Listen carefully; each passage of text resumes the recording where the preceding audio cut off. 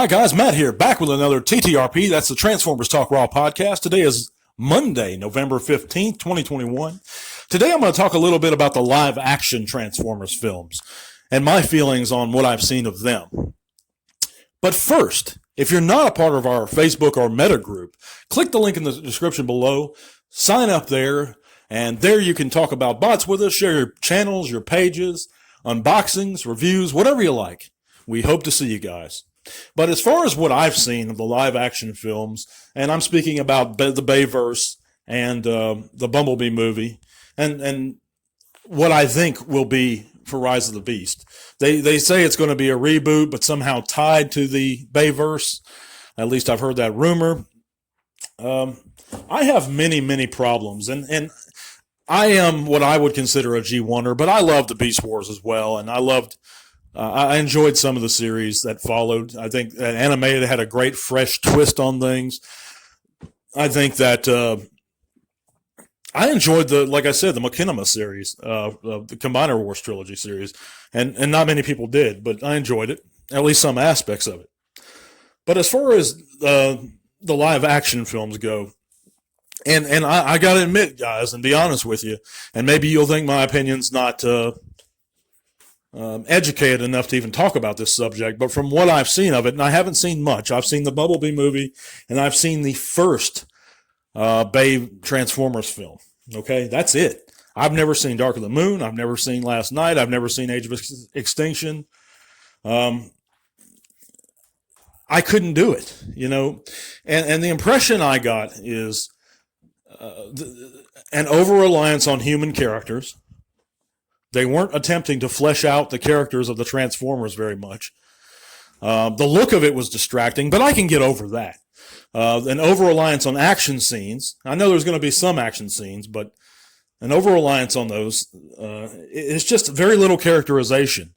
Poor plot lines, breakneck speed as far as the script goes. I mean, everything's just moving so quickly. So it's very little personal. It's all tongue-in-cheek jokes. In some cases, it's vulgar humor from the things I've heard about some of the Bay films. The Bumblebee movie was better and was a step up from the Bayverse that I've seen. But it's trying to please the fans, the older ones too, but at the same time, it's not really paying a good amount of respect to the spirit of the Transformers themselves. And I'll tell you why I think that. The Allspark, in my opinion, was an attempt to create an easy, portable version of Vector Sigma, because both Vector Sigma and the Allspark supposedly give all Transformers life. So it dumbed it down, the idea of Vector Sigma, and it coined that term, Allspark. It's just, I've seen better characterization and depth in episodes like The Burden Hardest to Bear of the original Sunbow cartoon series, or Code of a Hero in Beast Wars, than I ever saw in that first Bay movie, or even honestly that I've seen in the Bumblebee film, which was better. It was much better, but that's not saying a whole lot. If you have something so unfeasible like the Transformers in general, and there's nothing wrong with that, it's fantasy. It's not even science fiction. It's fantasy. It's what cannot happen. When you already have something so infeasible, what you have to do to make the stories compelling and interesting is humanize the Transformers themselves, make them relatable in some way, and focus on their characterization, flesh them out as people. And they are people. And they made, at least in the first Bay film, they made no attempt to do that in any meaningful way. It all seemed like, since, at least from what I've heard of the Bay films and what I saw in the first one, they'd show you a Transformer with a name that you recognize, and maybe sometimes a voice you recognize too, in an attempt to get the older fans in there, while at the same time appeasing the younger, newer audiences with new terms that paid, again, no respect to the spirit or history of the Transformers franchise, and at the same time, kind of numbing the audience with a spectacle. It was a song and dance, show. And I felt it not very interesting on a story level or a storytelling level, and not very compelling. But and there's many more things, and I could go on about this, but I'm not going to. I don't care for the live action films, to be honest with you. I really don't. I truly don't.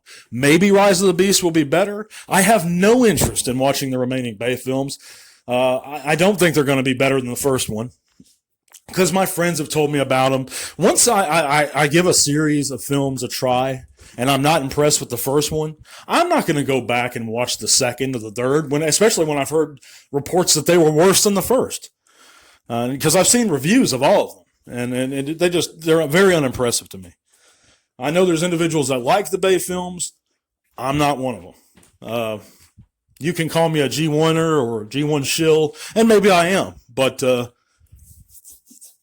if you're not going to do G1, and you don't have to do G1, don't stop rehashing G1. And the new series have a problem with this too, where they'll continually reuse G1 characters and G1 terminology to a certain extent, but they won't pay homage to the spirit of G1 in any meaningful way, to the spirit of those characters.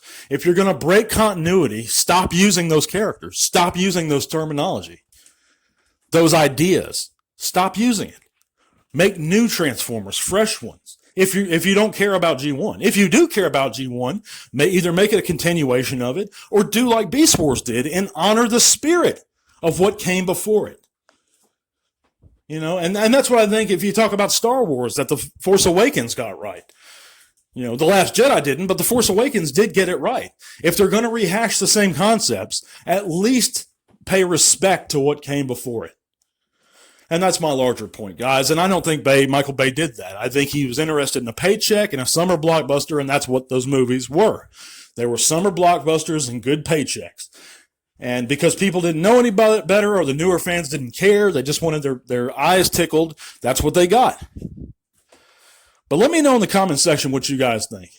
Thank you guys so much for listening. I'll be back soon with another podcast segment. Till all are one.